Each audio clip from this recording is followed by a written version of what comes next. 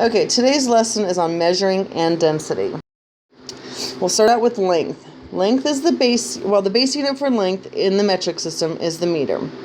Length is usually measured with a ruler or a meter stick. Then we have volume. Volume is the amount of space something occupies. The base unit for volume is the liter. Liquid volume is measured with a graduated cylinder. Rectangular solids are measured with a ruler in centimeters, making the units centimeters cubed. It's just like in math. You're going length times width times height. So sometimes in the problems you'll be given dimensions. When you see those dimensions, you need to multiply the three together, and that gives you your volume. Mass. Mass is the amount of matter in an object. The base unit for mass is the gram.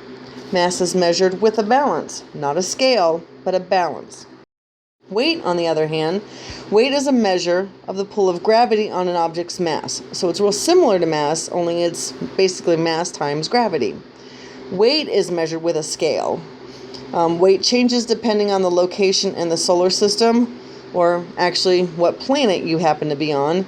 If you were to weigh yourself on the moon, you would weigh 1/7 you would weigh 7 times less than what you weigh on Earth, because the gravity is 7 times less. The metric unit is the Newton, and the English unit is the pound. Okay, let's look at density. Now, density is a derived unit. That means it comes from other units. It is derived from mass and volume. Density equals mass per unit volume, or D equals M over V. Now, I usually give kids a little shortcut, a good way to remember density. You put the D there, M over V.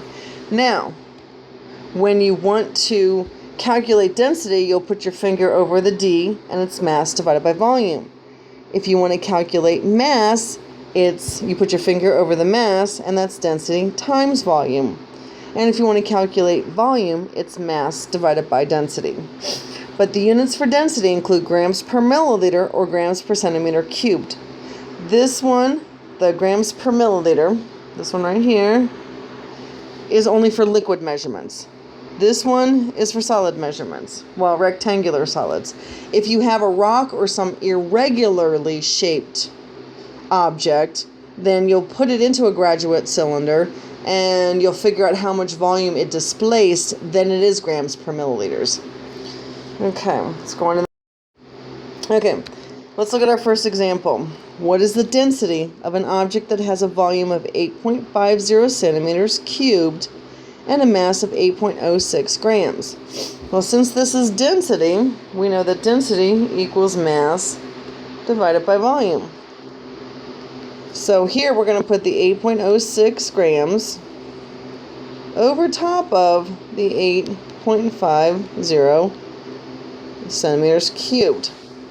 When we do the math on this one, we get 0.948 grams per centimeter cubed. Okay, I knew that was the unit because I had grams and I had centimeters cubed. So my units are grams per centimeter cubed. And that's our answer for that one. Okay, now the next example is what is the volume of an object that has a density of 2.61 grams per centimeter cubed and a mass of 2.11 grams. So this time we're dealing with volume, and we know that volume is mass divided by density.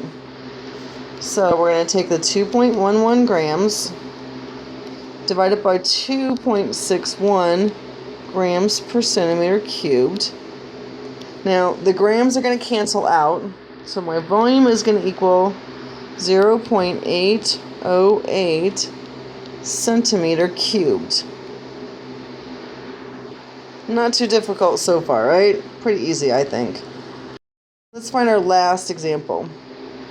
What is the mass of a liquid that has a density of 0.891 grams per milliliters and has a volume of 25.0 milliliters? Okay, if we're trying to figure out the mass, it's density times volume. So here, our mass is 0.891 times 25.0. Okay? Now, when we do the math on this one, we get 22.3 grams. Okay? So I want you to try these 3 practice problems. I'm not going to give you the answers right now. I'll give them to you in class. Just remember, look at number 1. It has dimensions. So there's a length, a width, and a height. So you will probably want to multiply them together to get the volume measurement. And then the rest should be self-explanatory. Good luck. See you tomorrow.